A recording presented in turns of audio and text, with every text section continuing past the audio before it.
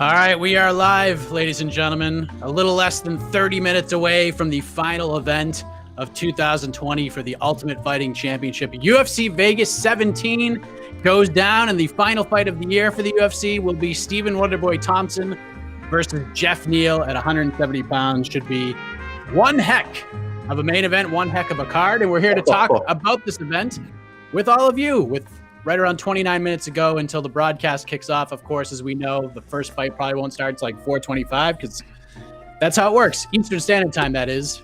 But I am Mike Heck, being joined by Jose Youngs, the mustache-wearing Jose Youngs. It is back on his face, and he is back on the program. We have Alex K. Lee, the Prince of Positivity. There he is. And the muscle-bound and jacked, sleeveless E. Casey Leiden joins us. Cup of coffee in hand. Gentlemen, final event of the year is about to go down, and I think we should hand it on over to the listeners the first chance we get.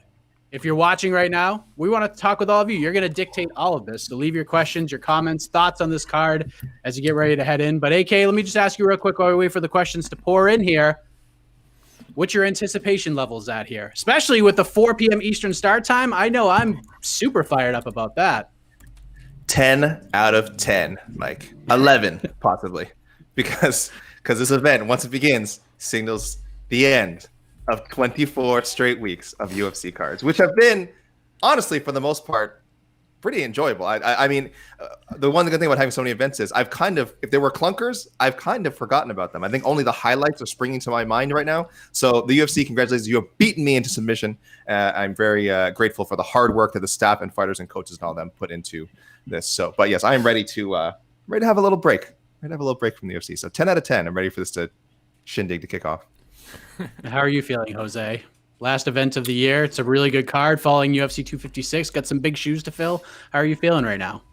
I feel a little weird not being there, considering like we've had all these fight cards in a row, and I bet I've been to almost all of them, including the Fight Island ones. I know I didn't do any of July because Guillermo Cruz bit the bullet and went and did all the first run of Fight Island, but feels weird not being there, especially because it's the last card of the year. I know Casey remembers when the UFC would do the New Year's Eve cards. I think I did like 4 or 5 years in a row of that, and it has that big fight feel when it was always the last card of the year. This year we're ending on an ESPN card. It's not a pay-per-view. They don't do New Year's Eve cards anymore because of the ESPN deal, which I am very grateful for. Hopefully that never comes back. But yeah, it feels weird not being there, but excited nonetheless.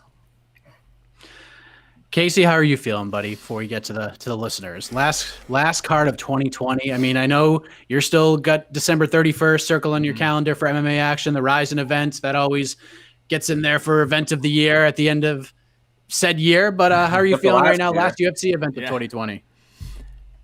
It's weird. It's kind of what AK said. Like I've been so used to week after week after week after week, and just like at this spot right here, pretty much, like just watching fights on my iPad right here, and then talking to you guys, and just handling all that. So I don't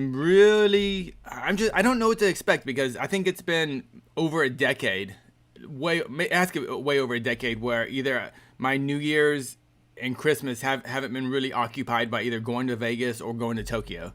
So for the first time in over a decade, I'm just kind of at home. It's just I don't know. It's just I'm just weird. Well, there are people at home watching us right now, so I'm not sure if we have any questions. We have any comments? Yeah. Rip roaring to go. Let's do this. But knowing our great people is probably a plethora of them. Great word. First question. Smile, AK. I have one of those faces. I'm smiling inside. Come on. Let's go, Candy. Come on. Yeah, I have one of those faces. I'm also thinking intently. I'm ready to answer these questions, so I'm focused. All right. Yes. Thank you, Jessica, as always, for watching. All right, Jose, you get the first question, my friend, and then we'll pass it along. But all the good fights fell out. I don't know if I agree with that, but it's still a good card. But knowing it could have been better makes it mad, especially after last week's super nice card. What are your thoughts on the card overall, Jose? Great. I mean, I still like the main event. I know the Hamzat and Leon Edwards fight everyone was looking forward to. But for all we know, this main event is more competitive because Khamzat's looked great. This is the first real welterweight he's fought. It's also the first ranked welterweight he was supposed to fight, and it was a top 5 welterweight right out of the gate. And Leon Edwards has looked pretty impressive. Actually, he's looked super impressive in his last 7-8 fights.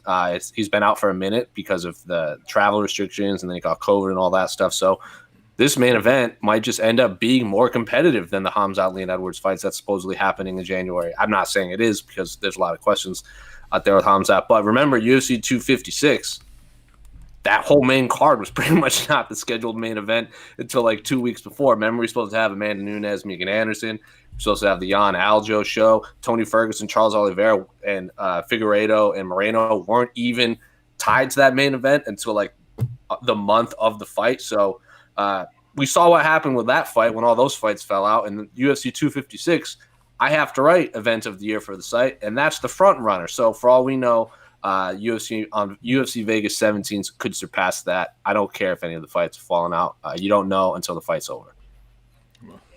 Yeah. AK, I'll get your thoughts on that. I mean, we lost a few. Obviously, we lost the original main event. We lost 2 Bilal Muhammad fights.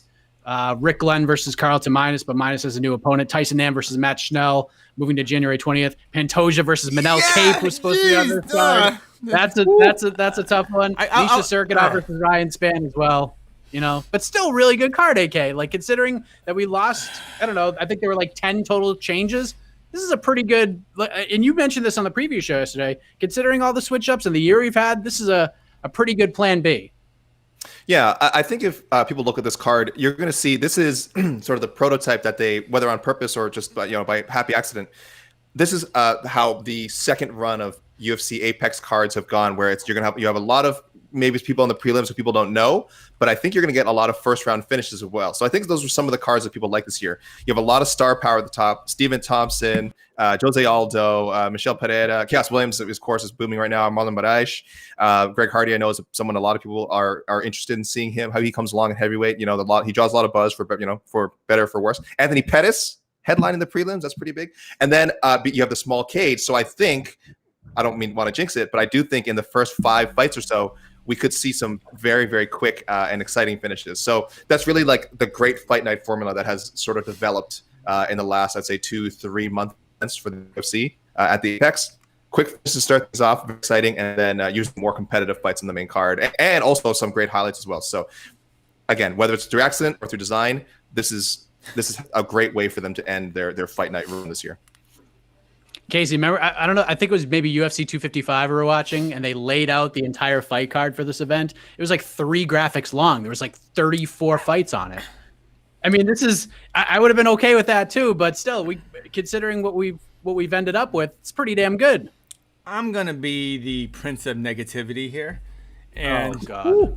And just say, man, the original card you were talking about, I remember when they posted it during some pay-per-view, and everyone was, the big conversation was like, holy crap, the fight night is better than the pay-per-view the week before. Now, due to COVID and injuries, now it's a nice fight night to end the year with. That's about it, But I mean, but only negative because on paper, a couple weeks ago, 3 weeks ago, this fight night looked freaking amazing. Amazing. And now it's a good card. So, yeah, it's like actually going through all the cancellations and everything. I'm just kind of like, oh, man. Like, I forgot Cape and Pantoja were supposed to be in this card. I forgot Ryan Spann was going to fight Serkinov. I mean, Muhammad and Sean Brady. It's like, of course, Leon Edwards and Chimaev. And as much as, I'm like, oh, Chimaev, I wanted to see that fight. I felt bad for Leon Edwards for even having to fight that fight, but it is what it is, and I was super excited. So we didn't get it, and I don't understand. Like, we could have had Chimaev versus Kevin Holland. I don't understand why the UFC didn't just make it happen. Come on, man. The guy was Mr. I fight every 15 minutes.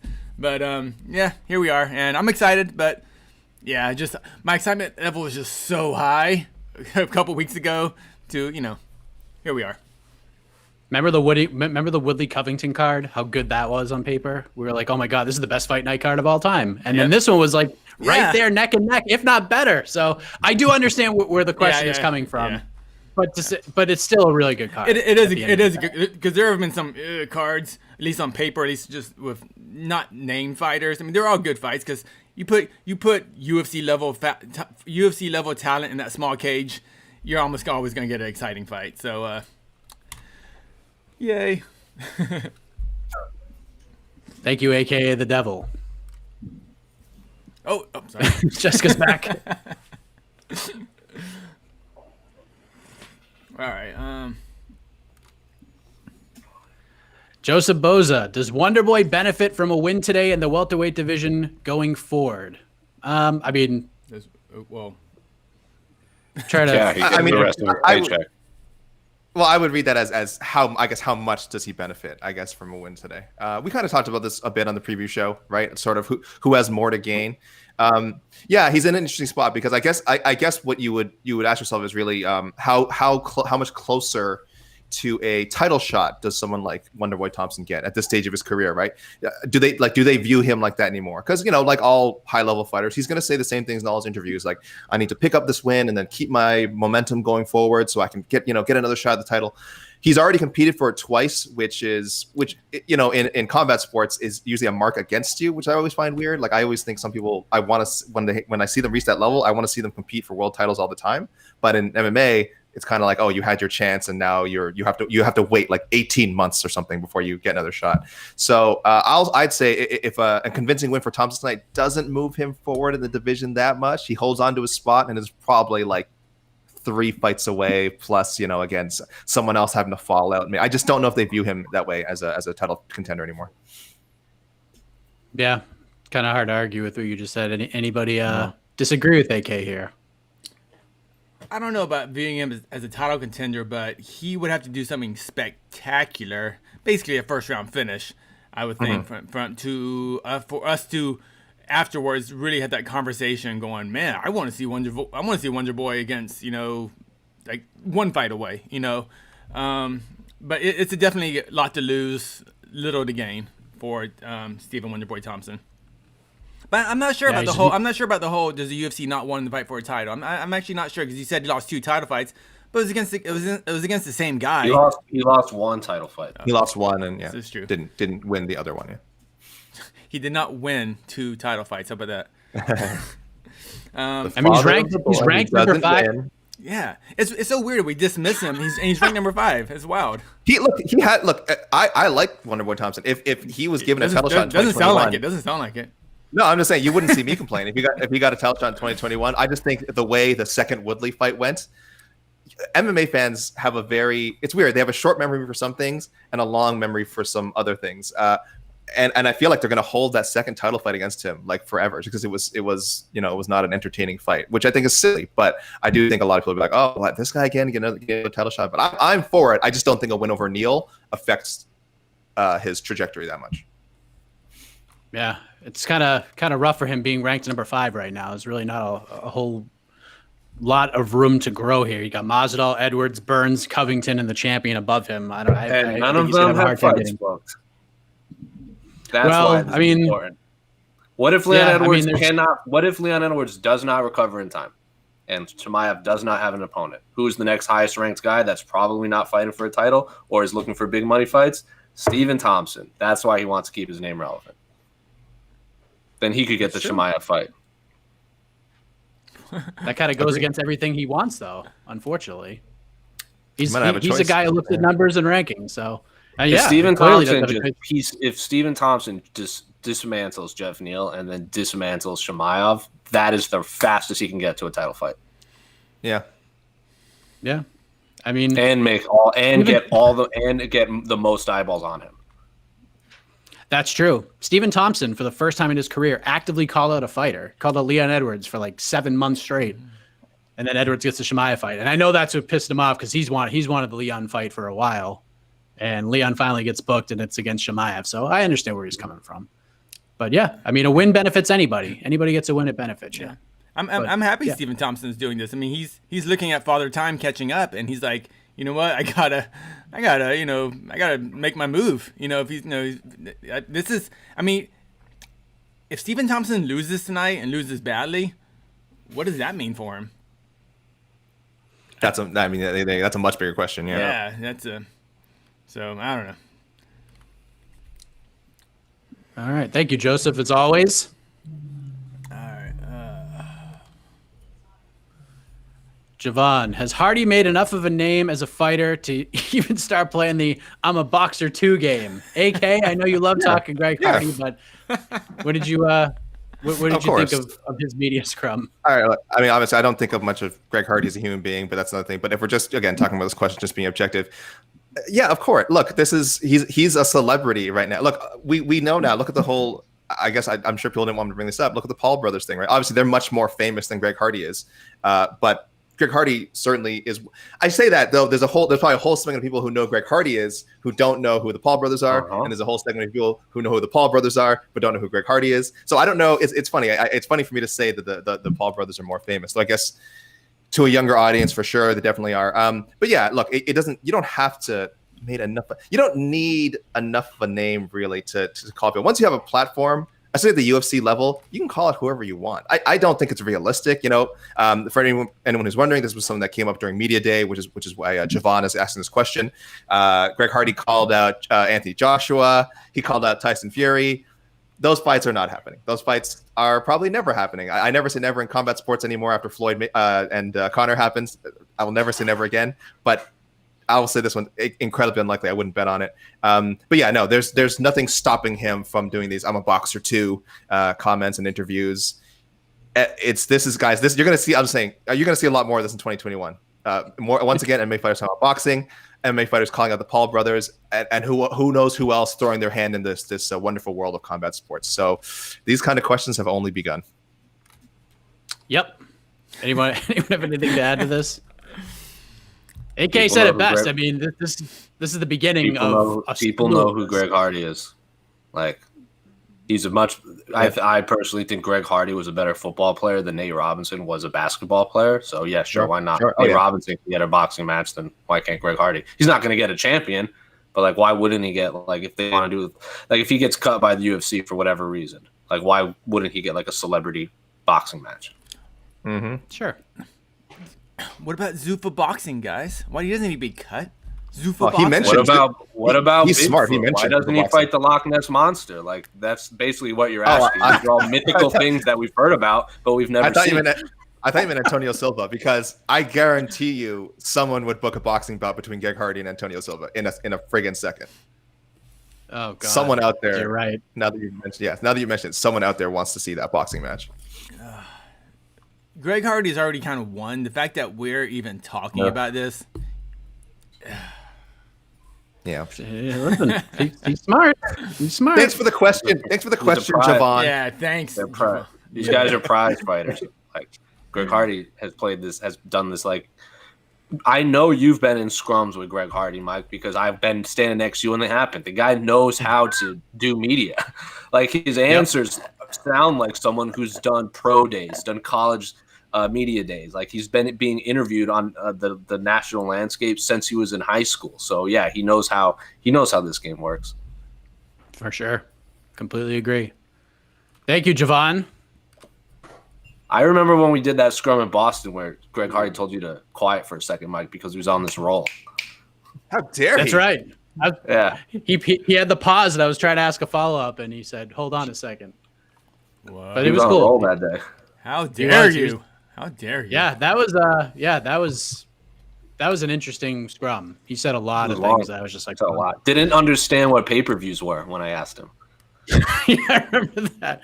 I do remember that. We're approaching the 10-minute mark as we have a question from Jason Hogg. We talked about this in the preview show, but maybe our minds have changed. Aldo versus Vera. Actually, Casey, we'll ask you this question. You haven't weighed on this. How do you see Aldo versus Vera going? I rewatched part of Jan versus Aldo, and I was like, even though Aldo got finished when he fought Jan, that was an incredibly competitive fight. It's literally what I said on the preview show. Oh. Yeah. Sorry. Yeah. It was. Okay. Basically, where do you get these takes from? Incredible. Yeah. This is incredible. This is incredible insight. Yeah. So what I agree with Vera. Whatever the guy above me says. Yeah. Whatever he says. Yeah. I don't know. Like is this gonna be a coming out party for Vera? And like was like, okay, he's an elite guy. We don't know. Man, that fight's really intriguing. Aldo's been so close to at bantamweight, kind of so close to greatness. Right now, he's a really good bantamweight. He was a great featherweight. He's a really good bantamweight. But has it just been like? Can he be a great bantamweight at this age with all this wear and tear in his body? That's why this fight's exciting, and I have really no clue. I'm picking Aldo. Oh man, I gotta get my picks in. Crap. Get him in now. I'll tag it. I hate that it kills me that I've reached the point with guys like Aldo and Junior Dos Santos was another good example of, and it's a bit scary for Junior because he fights at heavyweight. So I mean, you're always kind of one punch away from a knockout. Even when he was in his prime, there was always that sense that he was one punch away. Now the reflexes have slowed a little, the chin has deteriorated a little. There's that fear. You're just waiting for the other shoe to drop, and I'm kind of there with Aldo. Even in the Jan fight, where he was doing great, and that fight is friggin' awesome. I was always waiting for Jan to just land that big shot, and of course, we saw Aldo get finished in the fifth. I love watching Aldo. He's one of my 5 favorite fighters ever. But I'm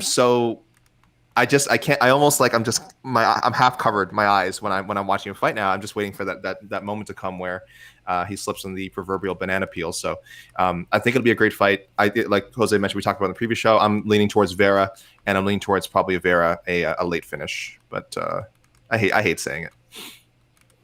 There is money coming in on Jose Aldo over the last 24 hours, but right now Aldo minus 145 favorite. Come back on Vera is plus 135. So good odds. The main event is completely even right now. Minus 105. It's a complete pick'em. That's fair. As it should be. That is a pick'em fight. But yeah, I'm going with Vera. I just feel like in Aldo's position right now where you need a win, Marlon Vera is like the last guy I'd want to fight. That's just the way he's looked over his last couple of years. That's just man, that 15 or whatever he's ranked next to his name, he should probably be ranked higher. He's ranked higher in my mental rankings. But we'll see. Tough, should be a good fight. It's good Marlon does not start strong at all. And Aldo is the opposite. Aldo fades and Vera starts slow. So if Vera withstands that first round, the later the fight goes, I favor Vera for sure. I feel like we said the same thing with Sugar Sean. But I don't think I think Jose Aldo is taking a leg kick or two, so I don't think we're going to get another Sugar Sean calf kick situation again. Yes. About 7 minutes to go. Should all UFC fights be in the smaller octagon? Cub Swanson seems to think so. He likes the smaller cage, brings him back to his WEC days. But Casey, we already know your answer. You've been talking about this for the entire year. Mans, but real quick though, I mentioned this on Twitter. I forgot Cub said that. The WEC cage, that was the secret to success. It was in the small cage. People forget that the WEC cage was a small cage. Oh, it rules. I like it. Listen, I like the smaller cage. What do you think? AK? Same. Yeah, I'm definitely a believer that the small cage just logically leads to more finishes. Someone did a study. I don't know who to credit him to. I want to say it was Michael Carroll on Twitter. It might have been somebody else. Michael Carroll always providing great stats. It might have been somebody else. But someone said that they actually did crunch like kind of the numbers, and like it apparently didn't make a huge, like there was only a slight uptick in the amount of finishes in the small cage, and like such a small uptick that you couldn't necessarily correlate that with the cage being smaller.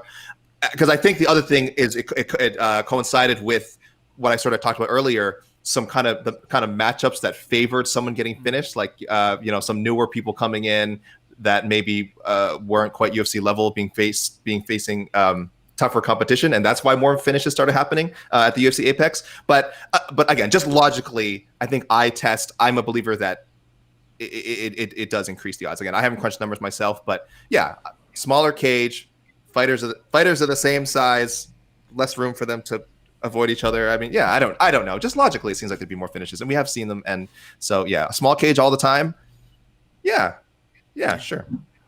Why would anyone go, you know what? we need a bigger cage. We need guys to have more room to run away from their opponent. Why would any fan who just wants pure violence want that? I can see a guy like Volkov wanting that, because someone like a really long guy. But like as a fan, I don't get it.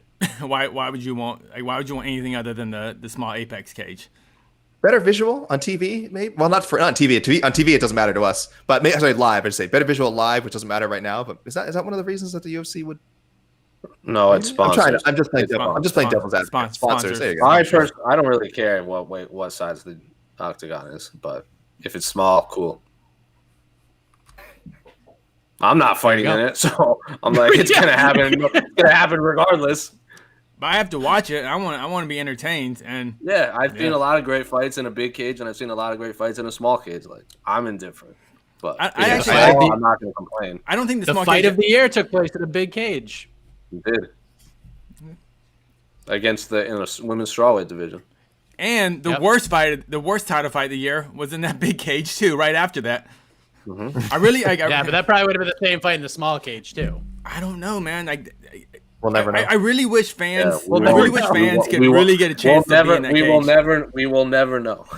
We will never know. Yeah, that's true. Good point. We don't deal in hypotheticals. It's like how many licks does it take to get the center of a Tootsie Pop? We don't know. Too, so. You know what we haven't talked about, and this would be interesting. And this is why I'm picking Jeff Neal from the main event.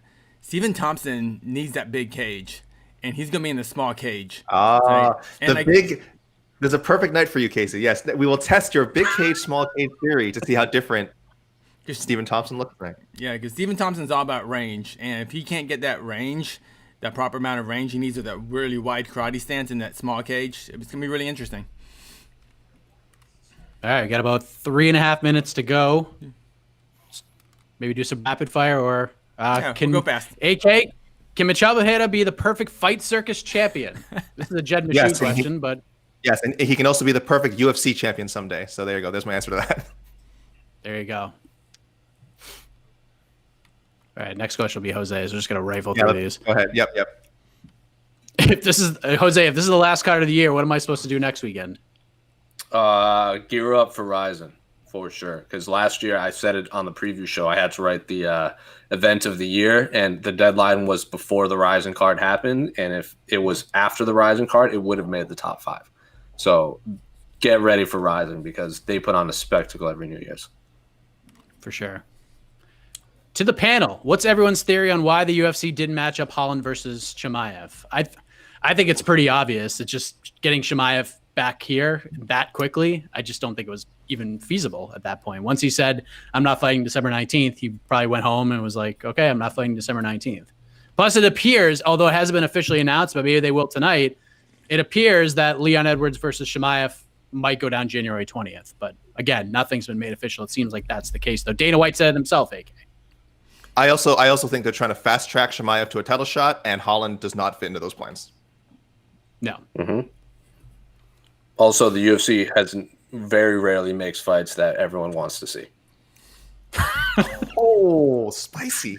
Wow. Am I wrong? How many times have we sat here on post-fight shows and try like, this would be a cool fight against this and this and that and this, and then 1% of those times the fight actually happens. Like, what happened after Sandhagen head kicks Marlon Moraes? I tweeted all those matchups, and everyone seemed to agree. And then what do we end up with? Cruz versus Kenny, Edgar versus who's Frankie Edgar fighting? Sandhagen. They just Sandhagen. Yeah. TJ Dillashaw's not there. Like, come on. Like, everyone wants these fights, and then they never happen. So from this point on, who should Justin Gaethje fight? Michael Chandler, which means he's probably going to fight Paul Felder. I'm down for that. That's the one I wanted to see from the get-go. But am I wrong? But like the UFC, I would go far as saying I bet there's a UFC intern here that's taking notes saying, "Oh, everyone wants this fight. God. Better not make that fight." Wow. Yes. Rapid fire, guys. All right, here we're moving on. All right. How crazy is that? On 20 hours' notice, Christos Giagos got approval to fight Carlton Minus at 160 pounds. 20 hours in the notice. It was more than that. I'm pretty sure this was on Tuesday. This fight was crazy. signed on Wednesday. It was a done deal on Wednesday. I know that. Who's he replacing? Sure. I forget. He is replacing. Damn it. Rick Glenn, right? Hold on. Brooklyn. Rick Glenn, correct. And Is that I feel Rick really Glenn? bad for that guy. Rick Glenn's been out for like over 2 years, dealing with all this. He's finally ready to come back, and then this happens. I talked to him earlier this week, and you're not going to see that interview, obviously, because now he's not fighting. But dude's been through some crap. How crazy is it that they keep booking Carl Roberson even after he got positive? Like he just had a positive COVID test. They're like, oh, we'll just push it back a week, and it's like, oh, he tested positive again. Shocker. Is anything crazy in 2020? No. Crazy. No. There you go. Okay, so That's a good answer. let's do one more because I know the fight. All right. No one's walking to the octagon, right? It's Overtime. It's not Overtime. All right, let me. Those aren't good questions. Come on, good question. Good question. Real quick. All right. Okay. Who has more to gain? Font beating Marias or Cheeto beating Aldo? This is a really good question. Wow. Yeah, because I mean, also, obviously Aldo might be the bigger name, but Font is a little. It's weird. He's only fought. He hasn't fought in a year, so he has so much reputation to kind of rebuild, and a win over Marias puts him right in the top 5. I mean, both guys probably. I'll say Font because I don't think a win over Aldo puts Vera necessarily in the top 5 because I don't think Aldo's in the top 5 right now, not in the official rankings, and Marias definitely is. So I'll go Font. I agree. I don't. Font's ranked higher. Font's ranked higher. Marias is ranked higher. Cheeto has so much more to gain. So much more. Go, Casey, go. So much more gain. We've gotten one question on Rob Font, and I've had about 20, 30 questions asking about Aldo and Cheeto. So and Cheeto, and that's what they come to us. That's the co-main event. That's what they come to us. That's the co-main event. The UFC obviously is putting a lot more promotional push on Cheeto right now than Rob Font and Marias. All right, real quick. We're gonna do one more quick thing before we get out of here. Quick picks. Oh, quick pick. AK. Pettis versus Morano. Who wins? Pettis. Jose. Pettis. Casey. Pettis by submission, round 2. Ooh. All right, I'm going with Pettis too. I'm going with some of the closer to the line fights. And I like Casey, Tyler Santos versus Jillian Robertson. Jillian Robertson, submission, round 1. Jose. Jillian, round 2, submission. AK. I forgot what my official pick for this was. I think. Did I say Santos? No, I don't know. Santos decision. I don't know. This is your first day. panic. Come on. This is my first day. Leave me alone. This is the fight we're going to find out who Jillian Robertson really is, okay? If she goes out there and takes Santos' shots, gets through it, stays with it, and gets a finish, we know she's a legit contender because Tyler Santos changes lives when she lands strikes. There's no when she lands, it's a whole different thing. And then last, we're going to talk about UFC debut for Jimmy Flick taking on Cody Durden. Jose, who you got there? Jimmy Flick. I just decided it right now. Casey. Jimmy Flick, because I love his name. AK? Yeah, man, Flick. Yeah, I'm all on the Flick bandwagon. Guys got really, really fun submission skills. Not just like effective, really fun to watch. So gotta go Flick. I'm going Cody Durden. I'm going with the favorite to get it done. Flick's good, man. Flick is good, but watching Durden take Gutierrez to a draw in his UFC debut on less than a week's notice when Gutierrez was just cruising along, pretty impressive stuff. So I'm going with him. Flick is a legit prospect, though, no doubt about it. But all right, I think we've done our work. Real quick, because we're gonna be here for the post fight. Quick predictions. Yes. Fight of the night. What's gonna be fight of the night? Chaos and Pereira. You think so? That's easy money. I think it's ending early. I think it's gonna be a performance. Someone's getting a performance. I don't think that's gonna be a back and forth fight. Yeah, there's no way that fight is like like someone's dominating that fight. I'll say Font and Marias will be the fight of the night if we're going low key. I'm going that one too. I'm going Font Marias. I'll do Vera, Aldo just to be, I'll do that one just so it's 50-50. I'll go with that too. Once again, freaking bantamweights. The diagonals. Yeah, bantamweights, man. So bantamweights. Everyone loves bantamweights.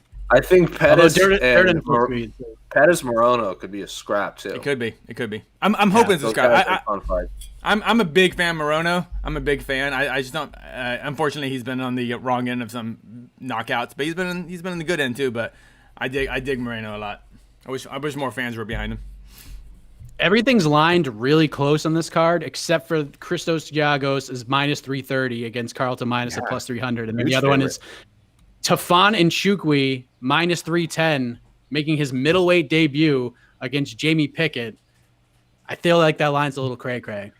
Even though Nchukwi is a good prospect, he's got power. It's only his like 6th pro fight against Pickett, who's paid his dues multiple times. So that'll be fun to watch. But we're all going to watch it together right now. So head on over to ESPN Plus and enjoy the festivities. We'll be back after the card for the post-fight show. For Jose, for AK, for Casey Leiden, I am Mike Heck. Enjoy the fights, everybody. We'll see you later on tonight.